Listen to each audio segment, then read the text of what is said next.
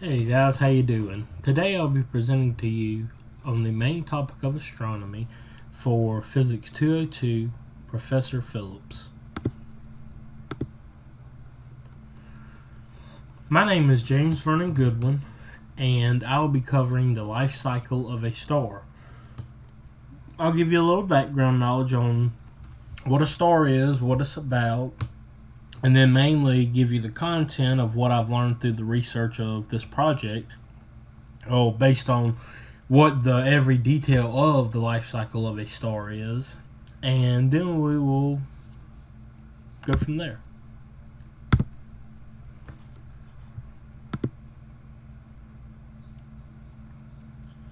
I found it pretty funny that even stars need a background check to let you know what they are and what they're going to be doing. A star is defined as a fixed luminous point in the sky which is a large remote incandescent body like the sun. It's crazy to think that stars that we see that are so beautiful and twinkling light years away, we are lucky enough to have one right here which keeps our Earth sometimes too hot in my opinion, but can keep it not too hot but not too cold. We're just in the right place. A first look in the sky. Stars date back to the beginning of time when the Earth was created. The oldest star chart that is recorded was actually dated to 1534 BC by Babylonian astronomers. And there was no year on this, but the first star catalog was created by Aristotles, I think is how you say it. Sorry about that. Did you know that the sun, which is what, like I said before, which is what heats and cools our Earth, is the closest star to us? Red dwarfs, which we'll cover here in just a little while, make up most of the stars. And the most massive stars are the shortest lived. And the reason this is because the bigger the star, the more energy it uses.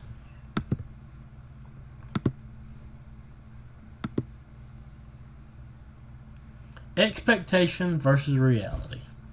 On the left, you can see that most people think of a star as something you would see on a cartoon or in a magazine or even on a review page on Google. You give a restaurant 5 stars, it looks like this.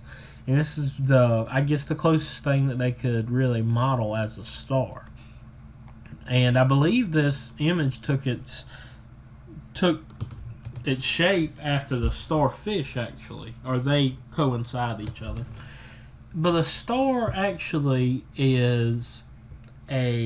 looks like this right here on the right, and it just shimmers with light from a core.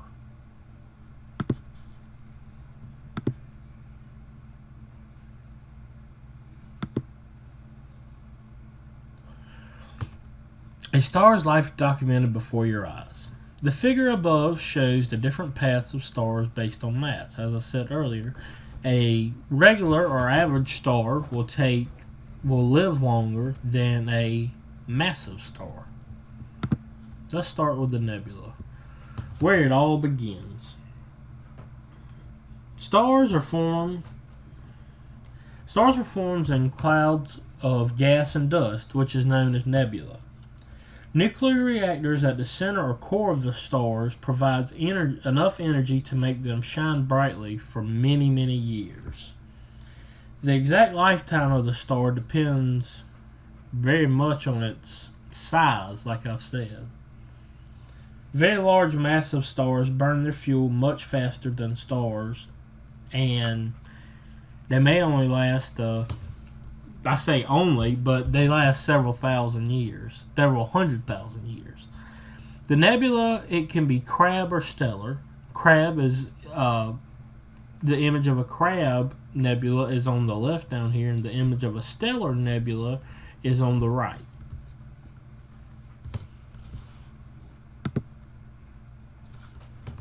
Smaller stars will use their energy not as quickly and are able to last for several billion years. It's amazing.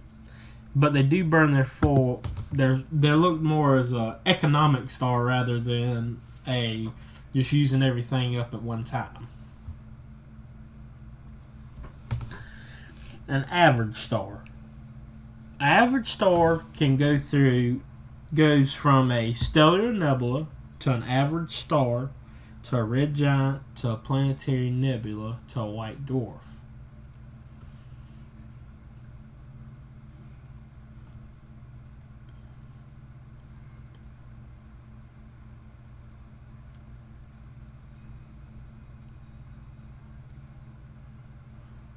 A red giant expands, cools, and changes colors over the years.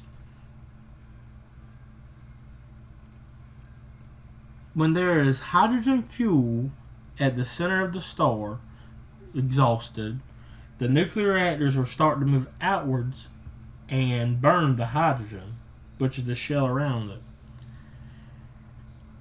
Over time, this star will actually grow to over 400 times its original size as a normal star starting off.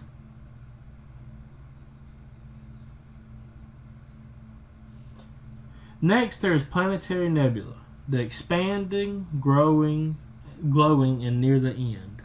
The planetary nebula is the phase right before it becomes a white dwarf.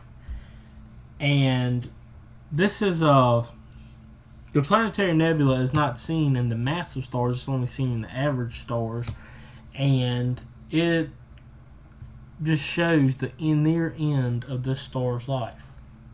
Then there's white dwarf. White dwarf, as I showed, has a compact core and make up 6% of the galaxy stars. The white dwarf is before the stage called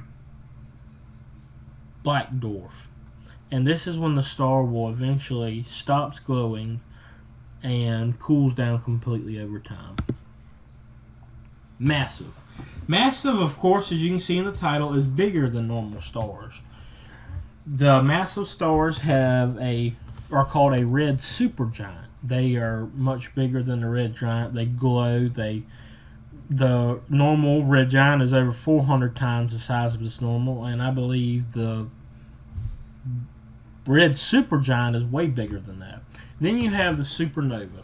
The supernova glows very, very, very brightly. It is an enormous explosion among the cosmos. And once the dust clears up from this explosion many, many, many years later, the dense star that is still there will be known as a neutron star.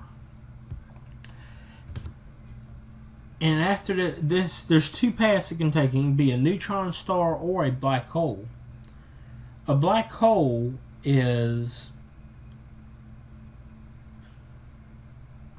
when a star just completely explodes, and when they're, especially the larger ones, these aren't quite as seen as often in the normal stars, but in the massive stars, when they just explode, and these are also known as, when they're rapidly spinning and exploding, they're known as pulsars.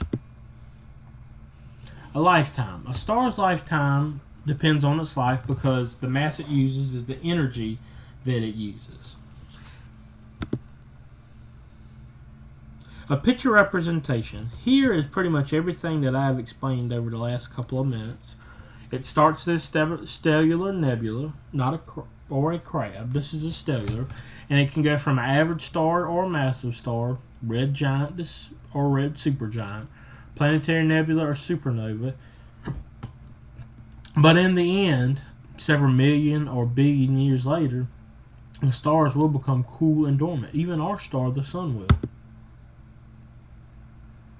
A black dwarf. I've talked about black dwarfs.